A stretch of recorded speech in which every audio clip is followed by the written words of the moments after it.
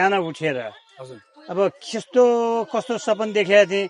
बुढीले भात पकाऊ भने आखिर के गर्छ भने दाल साँधेर गुन्द्रुक पकाएर भात खान गएको त म दिक्क पो लाग्यो।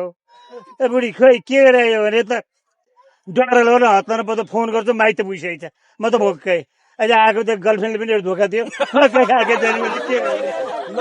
गर्लफ्रेन्डले पनि धोका दियो मलाई। दिक्क लागेर त्यहाँ बसिरहेको थिएँ। यहाँले बोलाउनु मलाई त धेरै धेरै खुसी लाग्यो। सक्ले एउटा पनि खान पाएँ मैले त। यस्तो राम्रो लाग्यो। अब यस्तो पो भयो। ओहो पैसा पनि आउँदो रहेछ ल, धन्यवाद। ओहो धेरै धेरै धन्यवाद होला। बिहानदेखि लिएर मलाई त भोकै बस्यो। एउटा चक्लेटमा बाँच्यो। आज गर्लफ्रेन्डले धोका दियो मलाई। फेरि यहाँ आएको के गर्नु दिक्कै लागेको थियो मलाई। अरे त्यो जुगा पनि अस्ति गएको ठाउँमा के भन्यो भने ए त्यो तपाईँ बुढो पो भएछ, जुगै कालो भएछ भन्थ्यो मलाई। त्यहाँबाटै फर्केर आएको म त फेरि।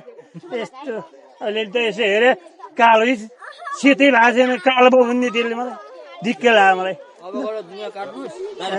अब यति यति थियो पहिला त, अहिले पो त्यो गरेर यस्तो भएर के गर्नु।